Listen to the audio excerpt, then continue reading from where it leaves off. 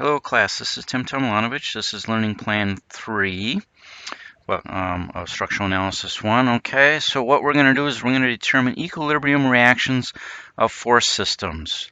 So here's kind of the learning objectives. So what I've done is actually created a sheet for you. So these are important things that I want you to remember from this lecture that I feel one that you should be constantly repeating and practicing, because your life will be a lot easier in this class if you can really do these skills well. Okay, so that's what that sheet is for. It doesn't have to be turned in, but it's for you to help you get through this material. All right. Let's just review our coordinate system. Remember, we assume we have a y. So here's a positive y, positive x. So actually I can write here. So this is positive y, positive x, negative y, negative x. So when my forces are in this coordinate, we have a positive y and positive x. When they're in this quadrant, the x is negative, the y is positive. And when they're in this coordinate, the x is negative and the y is negative, and this coordinate x is positive, y is negative. So this is a refresher on that, okay? Remember, our forces are typically coplanar. They're in one plane, okay? And they're typically what you're dealing with is coplanar forces, and they're parallel because all these forces, F1, F2, F3, R1, R2 are parallel. And then we talked a little bit about concurrent forces, which are the line of actions that they intersect at a common point. All right. Okay. Free body diagrams. Okay, so let's look at free body diagrams here. So if I look here, basically what we need to do is there's a website here if you want to click on to help with free body diagrams. So if you look here at the crane here, you got weight 1, weight 2, weight 3. So we got tension in the cable here. Okay. And then we have the weight 1, weight 2, and weight 3. This is gravity, so that's pulling down. Okay. So this is what our free body diagram is. So we got the tension in the cable here, and we got the three forces going down. So if I look at this guy over here to the right, so we have a beam here. So this force right here is representing the weight of the beam plus the load on top of the beam is acting at a point. The point of application is on this girder. The point of application is right here for beam A. Okay. So once these forces are put on, and then the force transfers over to here, so we have a reaction at point A, and then here's this wall, we have a reaction at point B. Okay, so free body diagrams. So what we're doing is we're simulating our members and just basically turning them into force vectors. So you got to visualize what's going on. Okay, so if I look at, we have a crane hoisting up this beam. Okay. If we look right here, this is a point of common concurrency. Here is the cable of the beam, or the cable of the crane, and then cable CA is this guy, matches this guy matches this guy. So now you have concurrent forces. Now you can do method of components to solve that, to figure out the force and the tension. So let's look over here. So here we have load F1, F2, F3 putting downward forces. This could be the weight of materials, snow load, miscellaneous loads on top of the roof, right? So those loads get transferred onto the walls here, right? So this is why we call them reactions, because the reaction is holding it up. Reaction is holding it up. So F1 plus F2 plus F3, what goes down has to be held up. So that's due to physics, okay? Reactions. So reactions are the wall. Okay, just a little background there. All right, so let's go through this free body diagrams. Okay, so let's look at here. We got decking and sheeting. The decking and sheeting, that load is taken up by these joists, right? And then the joist, the end of the joist, one end is held up by the bearing wall, and the other hand is, and these joists are held up by this beam here, and then the end of the beams are held up by the columns. Okay, so if I look at, if I take a strip, a 1 foot wide strip, okay, that's a line load. Okay, so that line load is this guy right there. See, we have a uniform 1 foot wide lift, and it's a pounds per foot load on there. Okay, and then see our joist, our joist. So this is that end, that end, that end, that end. So this is, remember what this is. This is a distributed, uniform distributed load. It's a rectangle, right? And then that, this is our joist right here. Okay, so that's how we mimic a free body diagram. Okay, all right, so now we're at the joist. Now the joist, okay, now the joist at the end, here's a bearing wall and a column. See, bearing wall, or I'm sorry, beam.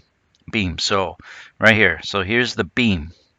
See, the beam's on this end, the beam's on that end, the bearing wall's on that end. Okay, so the load is getting transferred, okay, from the joist, okay, to the beam. So the reaction is, we just moved down a level. We're underneath the joist now. So right here we're on top of the joist. Okay, now we're underneath the joist. So if you look, this end here, I'm going to switch colors here. This end here and this end here, right? What's holding that up? Where's the point of applications? Right there and right there. And we have a uniform load across that joist, which is the floor. So this one's kind of confusing, okay? So then what we know then is what? We know that there's a reaction, there's a load from that joist on the bearing wall here, and a point load from a beam on this point, okay? So now if I look at this, now if I go to the beam, each end of this, each joist right here, okay? So if I draw the free body diagram of the beam, I'm going to call this the beam, okay?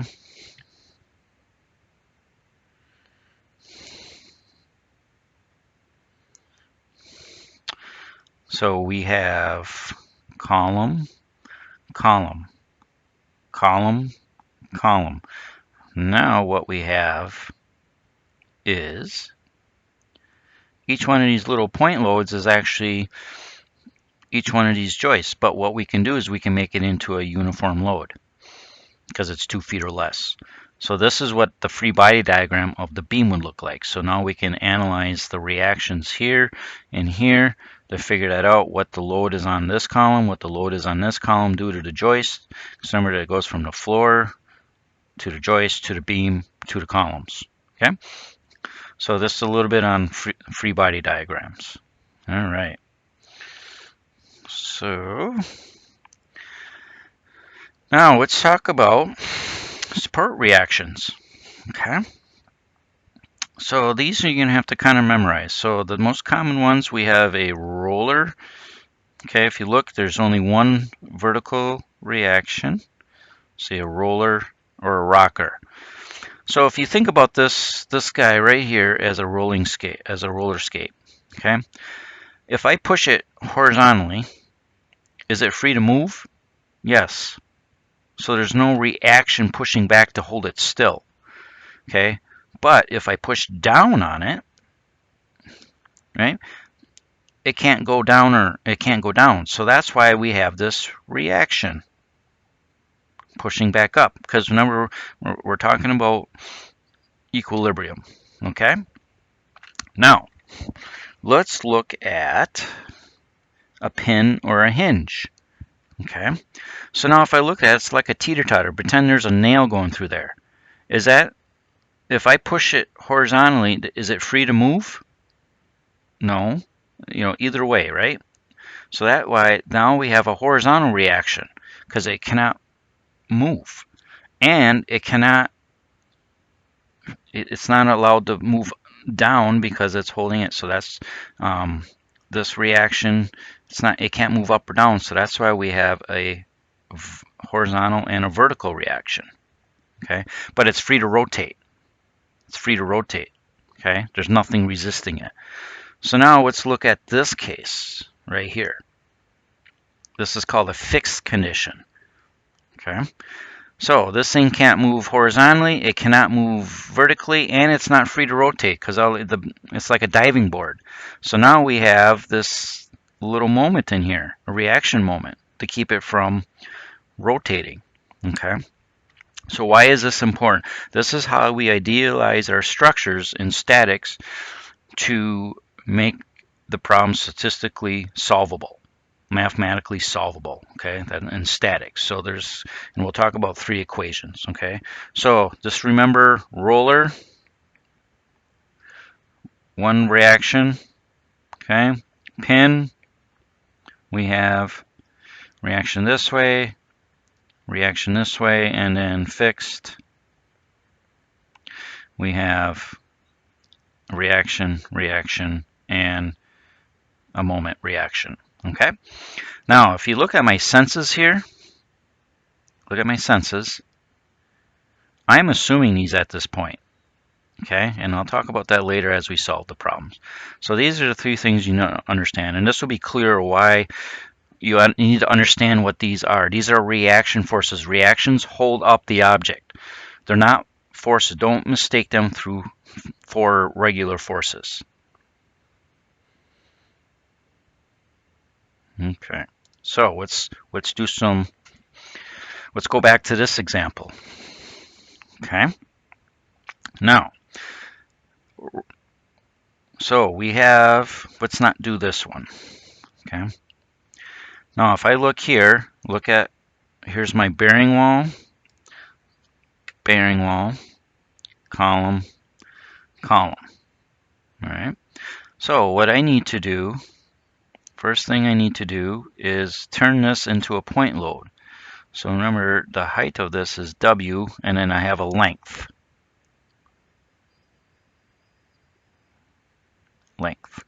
So what we'll do, this will be W times L, okay? And then what we'll do is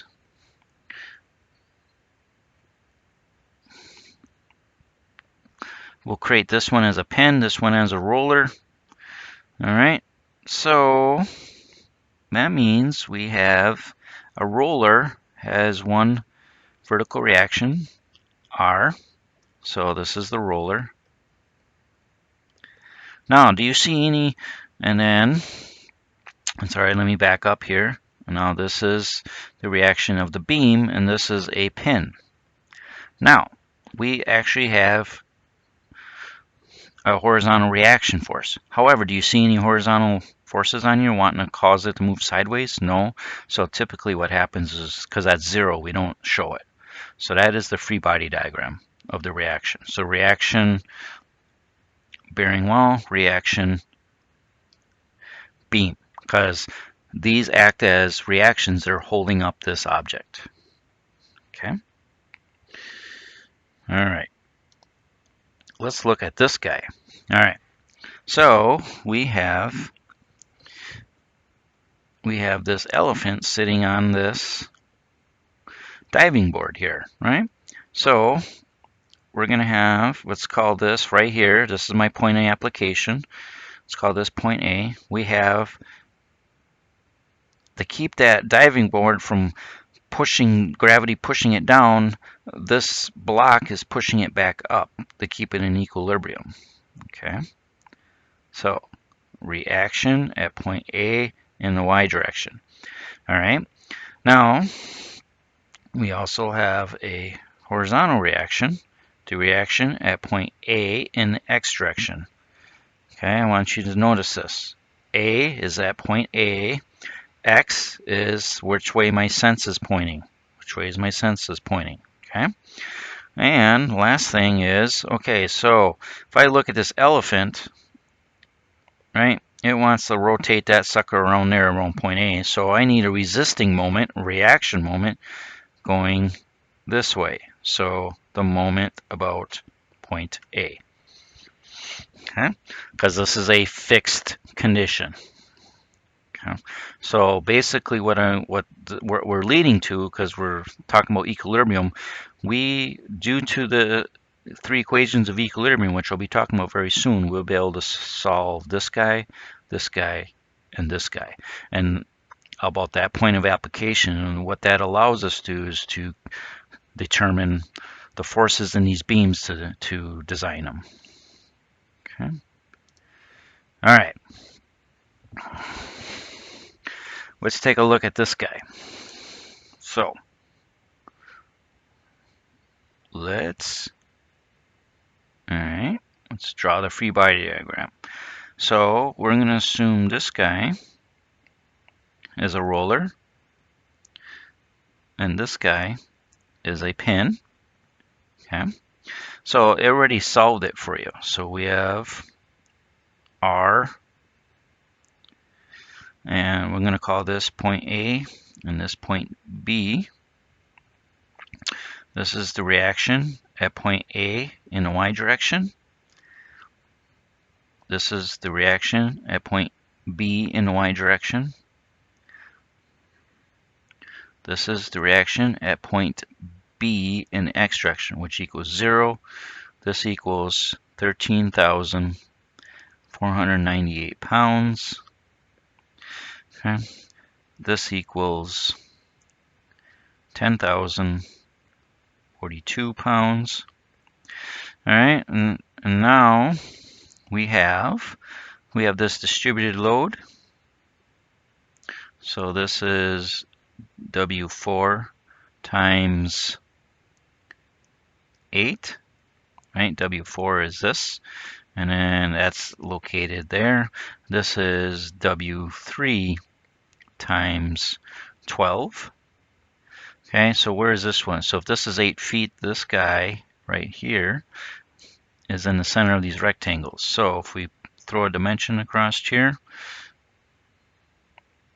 so we know this is 4 feet in, so to the center, okay, and so we got 8 plus, so from here to here is 6, so let's see, that's 4 plus, so this will be 10 feet. Okay, so this would be the free body diagram reaction. Okay, this key, this is what I'm talking about. Basically, what is that saying? Due to these distributed loads here, this could be, right? If I look here, see, from here to here is the load here, and then from here to here, because it's holding up two sides, is bigger. So the wall or the steel beam that is basically right here, this has to be set on something, right? It's resting on something, some kind of a column or a wall. So the load from this beam 3 is basically these two walls or columns have to hold a load of 10,042 pounds and 13,498 pounds, shown here. Okay, so this would be RAY, this would be RBY. Okay, so we will learn how to calculate this number and this number very soon. Okay, because we need to know, because as this goes down to a column or a wall, and then the wall goes down to a footing, and the footing goes into the soil. Okay, so this is where this is all coming from. All right, so this is a free body diagram. All right, let's look at this guy. Okay, so we have, so basically what we need to do is we're going to assume a roller there, a pin there. Okay. Now, if I look here, so here's reaction at point B in the Y direction. We have reaction at point C in the Y direction, right? That's that wall. See the wall here? That's what's holding up that vertical load from this, the weight of the truss plus this force. Now, if I look here, I actually have reaction at point C in the X direction. Okay? Because if I rotate, if I convert this,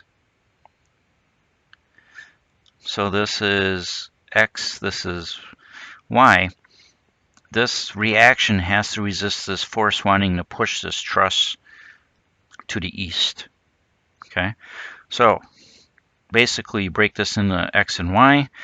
We solve, so basically this helps us identify the forces at these connections and the load going down into the walls, your walls of your house, right?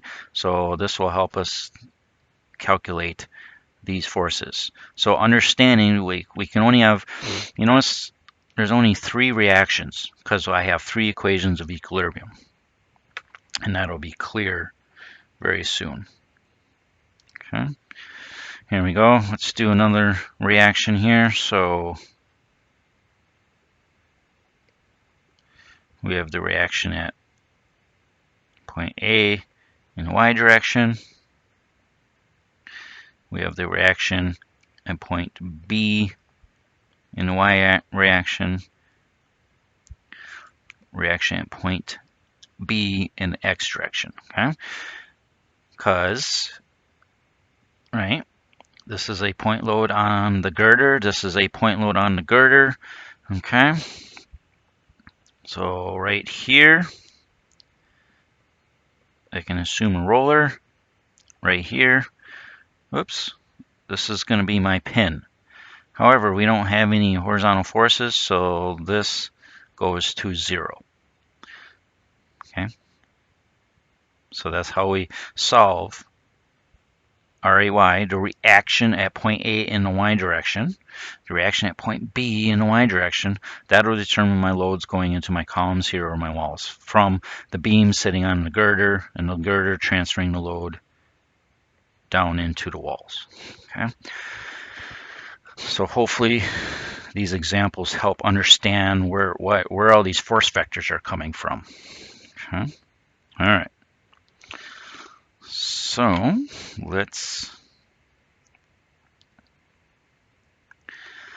I already talked about this, turning this into a distributed load. Remember, W, just a review, we want to turn this uniform distributed load here, this guy, into a point load because we're going to have to calculate the load. Okay, calculate the reaction. So if I look here, this is a pin right here. So I have a reaction in the Y direction. I have a reaction in X direction, and this is a roller. So I have a reaction in the Y direction over here. So I can call this A, point B. Okay. So how was this calculated again here? This equals 60 pounds per foot times 8 feet. And that equals 480 pounds. Okay. Now I can solve this guy, and this guy moving forward. All right. So this review again. Okay. Let's do this guy. Okay, reaction. So how do I convert this into a point load? Uniform distributed load. Let's go like this. We know what? From a rectangle, we know this length is 20 feet from here to here. We know this is 10 feet. It's in the middle of a rectangle. So this equals 1,465 pounds per foot. Okay, that's my height, right? That's just a graphical representation. That's my height of my rectangle times my length is 20 feet. And I get 1,465 times 20. I get 29,300 pounds. 29,300 pounds. Okay, so that is that. That replaces this distributed load. Now we can go and solve that load into these reactions here. Okay. All right. So let's do this guy. This looks familiar, right? So if I look, let's see, I'm going to make this green. Okay. So if I look, right here is green, right? You see this? That is this distributed load right here. Now I'm going to make this blue. Okay. Now if you see this, that is this. It's bigger because why?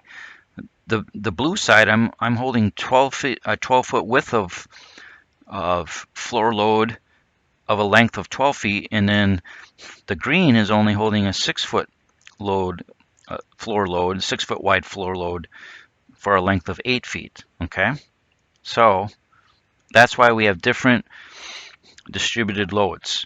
Okay, and we'll talk about this next semester. All right, so we have this and we have this. So this is 745 pounds per foot. That's the height of my rectangle times 8 feet. Okay. And this guy is 1,465 pounds per foot times 12 feet. Those are turned into these point loads.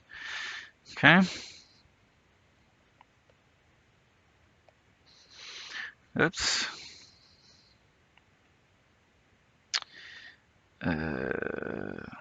I need a highlighter. There we go. So that turns those into these point loads. Okay. And then we can go ahead and solve for our reactions. So review right here. Okay, so you got to understand how to convert point loads into, or uniform distributed loads into point loads, and that will allow you to do moments to solve the reactions. And remember, these are the walls supporting that beam. Okay. All right. So I already talked about a moment, but it wouldn't hurt to go through these examples again. Remember, counterclockwise moment is positive, clockwise moment is negative. A moment is a force times a perpendicular distance to the point of rotation. Okay. So you already seen these examples. I did these already. So I recommend that you redo those just so you're familiar with moments again. All right. Now we're into 3 equations of equilibrium. If I look here, so for things to be in equilibrium, all the forces in the x direction have to equal 0, all the forces in the y direction have to equal 0, and all the moments have to equal 0. Okay. To state this assumption, we are able to solve forces in our residential structural system using statics. So these are key. Memorize these. Sum of the forces in the x, sum of the forces in the y, and sum of the moments, they all have to equal 0. Okay, making that assumption. All right.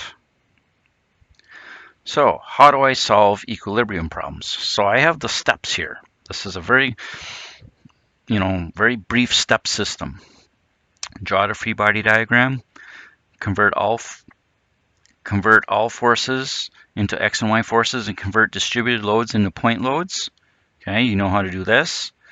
Now I went through free body diagrams. You sum the forces in the x direction. You solve for the unknown variable in the x equations. You sum the forces in the y direction. Solve for the unknown variable in y. You sum the moments.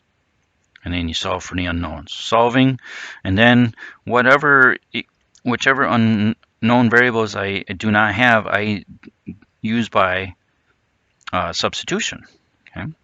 Now it's imperative to keep negative answers, number 10, while substituting to solve for other variables. Negative answer only indicates you assume the wrong sense on the free body diagram in step 1. Remember, I talked about that. I'm assuming my sense of my force vector. Correct the free body diagram if one or more negative answers result. Change the sense of the force vector. Then we check equilibrium and use a different point of rotation from step 7. Okay, so from that, we can now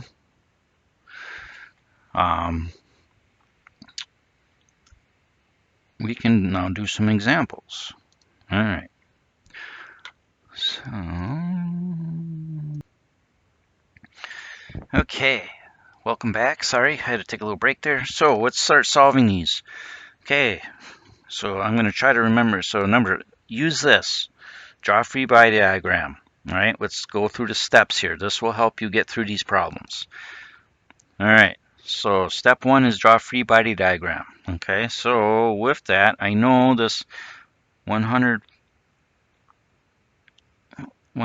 Newton is a force vector down. This is my point of application. Okay. This is kind of where all those forces exist. So my reaction forces, remember, it's fixed. See, it cannot move up or down, left or right, and it can't rotate. So reaction, we're going to call this point A. Reaction at point A in the y direction. I'm assuming my senses. Reaction at point A in the x direction. And then my moment about point A. Remember, these are unknown at this time. So you must include these in your 3 equations of equilibrium. Okay, so that was step 1, free body diagram. Step 2, convert all forces into F and Y, or F and Y, X and Y. All right, so with that, that's completed right. There's no angled resultant force here. Okay, step 3 is now we start solving the equations. Sum of the forces in the x equals 0. Okay, so I look at this. This is a horizontal force. This is a vertical force. But this is the only horizontal force is RAX. But I don't have any other force, so that has to equal 0. Okay, so I can't go into substitution. Now I go to the next equation. Sum of the forces in y equals 0. So I have RAY. Remember, I'm looking at my sense. It's pointing up, so it's positive. Minus 1,000 newtons has to equal 0. Okay? My sense of the elephant, the sense of my force vector is pointing down, so it's negative. Okay? So can I solve this? RAY equals, I move this to the other side of the equation, 1,000 newtons. So I already solved one of them. 1,000 newtons. Okay. Now I go to my third equation. Sum of the moments about point A has to equal 0. All right. So if I look at my MA here, right, that is going counterclockwise. So that's positive. So MA, because that is a reaction moment, right? This diving board wants to be ripped off of that board there. Okay, and then this guy is going clockwise, so that's a negative moment. 1,000 newtons. There's my force times my perpendicular distance from the line of action. Let's use this guy. To the point of rotation. So would you agree this is 4 meters? Okay. Times 4 meters. That has to equal 0. MA equals 4,000 Newton meters. Okay. All right. Box in your answers. Positive answer, positive answer, positive answer. Okay. So positive answer means I assumed my reaction senses were correct. If you get a negative answer, that doesn't mean the magnitude is incorrect. It just means you assume the sense was incorrect. So what you do is, at this point, you would change your free body diagram to fix this. Okay? And then you would check equilibrium. All right? So because all my answers became positive, I do not need to correct my free body diagram. So now what I'm going to do is I'm going to check equilibrium. Sum of the forces with my known forces, and x equals 0. So we know R. So my only horizontal force is Rex. 0 equals 0. That's check. Sum of the forces in the y equals 0. Okay, so Ray is 1,000. As I solve for that, minus 1,000, and that equals 0, and that is true. This is a check. So sum of the moments about point A has to equal 0. So we have 4,000 Newton meters minus 1,000 newtons times 4 meters, right? Because I have this 1,000 Newton force times 4 meters, and that equals 0. Check. Awesome.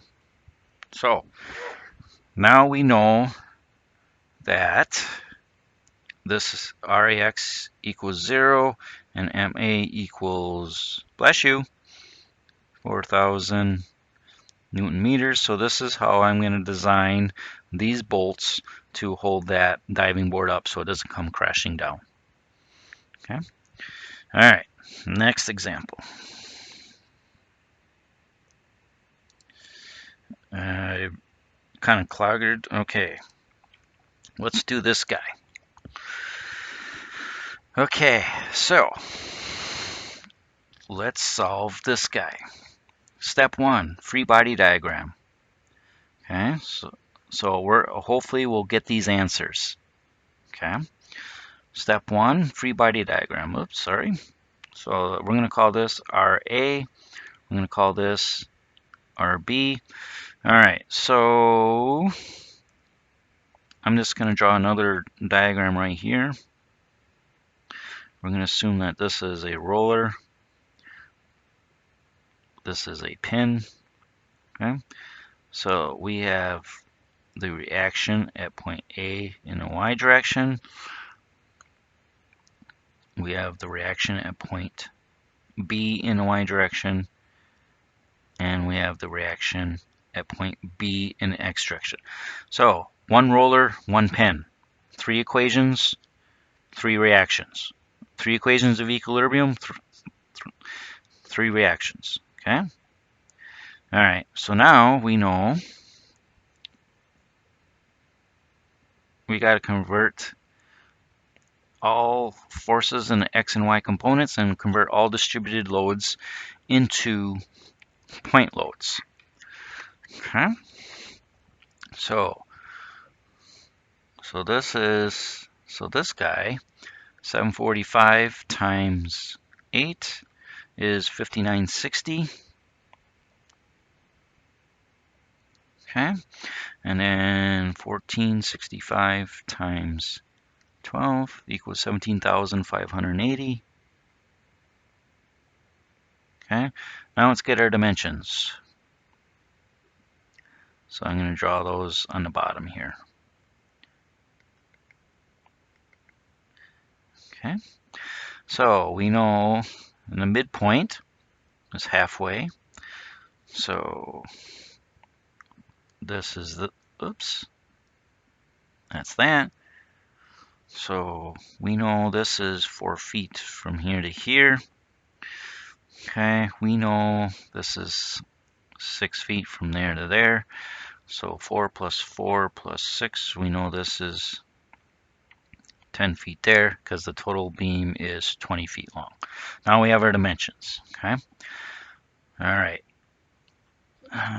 Step 1 was free body diagram. Step 2, so this is step 1, free body diagram, and I just made a new free body diagram. Step 2 right here, convert distributed loads into point loads, or in all forces in X and Y. Step 3, now let's go through our equations. Sum of the forces in X direction equals 0. RBX equals 0. Okay? Sum of the forces in the Y direction equals 0. So we have RAY minus 5960 pounds minus, remember I'm looking at the census here, 17,580 plus RBY equals 0. I can't solve this equation because I have two unknowns, RBY and RAY. So that's why I go to the third equation. Sum of the moments, I'm going to go about point A equals 0. So the line of action of RAY goes through that point. So our first moment is 5960. 5960. That's pounds. All right, that is it's going clockwise, so that's a negative moment, times my distance to point A times 4. Okay, 1750 moment is going clockwise, so I'm going to subtract that. It's a negative rotation times 17,580 times, okay, so I got to go all the way to point A, so that's 10 plus 4 is 14 feet. And then RBX, that line of action goes through the point of rotation, so there's no perpendicular distance, and RBY is counterclockwise, so that's plus RBY times 20 feet, and that has to equal 0. So now I only have one unknown variable. Now I can solve for RBY. All right. Okay. So with that, 5960 times 4 plus 17,580 times 14. So these two are negative, so that turns into a positive when I slide it over the other side of the equation. And then I'm going to divide that by 20, and I get 13,498. Wow, I got the right answer. 13,498 pounds equals RBY. Look at that. Bada boom, bada bing. Here, here. Okay? So that was step 3, going through these 3 equations. Okay? Step 4 is now we can substitute this number into this equation to get RAY. So RAY, I'm going to substitute minus 5960 minus 17,580 plus, now I'm substituting 13,498, and that has to equal 0. So now I can solve for RAY, and that equals, believe it or not, 10,042 pounds. Okay. So always box in your final answers, because this is what I'm looking for. I'm trying to solve for RAY and RBY. So again, boom, boom. So I have positive answers, so I assumed my sensors were correct, so I do not have to change my free body diagram. I solved all unknown forces, RBX, RBY, and RAY. All my answers became positive, so my sensors were assumed correct in the first place. Okay, then now we can check equilibrium. Okay, what you want to do when you check equilibrium, we summed the moments about point A on this time. Now we're going to do it about point B. Okay, so I'm going to go to the next page here. All right, so check equilibrium is the last step. So sum of the forces in x equals 0, RAX equals 0. Okay, sum of the forces in the y direction has to equal 0. Okay, so with that, all right, so RAY is 10,042.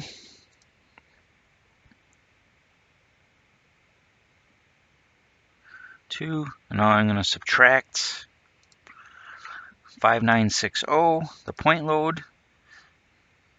5960. I'm going to subtract the 17,580.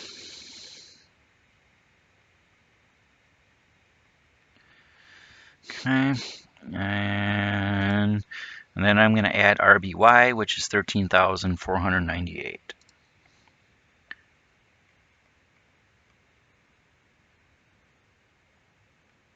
And that should equal 0. If it doesn't, you did something wrong. That's a check. Now, I'm going to just do these over here. So sum of the moments about point B has to equal 0. Okay, so I'm switching. So instead of this point, I'm going this point. Now RBY and RBX, the line of actions both go through the point of rotation, so we have 0 moment. So our first moment is RAY, which is 10,042 times 20, and it is a clockwise rotation, so it is a negative moment. So 10,042 times 20 feet. That's a negative rotation. Now, the point loads, these are counterclockwise, both the 5,960 and the 17,580 point load. Those are going counterclockwise around point B, so those are positive. So 5960 times, what's our distance? So 10 plus times 16 feet. And then plus 17,000, looking at this point load, 580 times 6 feet. Times 6 feet should approximately equal 0. Okay, if it does not exactly equal 0, it could be because when we do trigonometry to convert an angled force into horizontal and vertical components, it could be due to rounding. It should be really close to 0, less than 10. You'll know if you made a mistake. Okay, you'll know this is the good check, rotating around a different point with your known calculated forces. Okay, so 10,042 times 20. Okay, 960 times 16 minus 17,580 times 6. And I get 0. Bada boom, bada bing. So my final answers are RAY equals 10,042. RBY equals 13,498. Don't forget your units, pounds. And RBX equals 0 pounds. All of that just to find these 3 answers. Okay? Very crucial.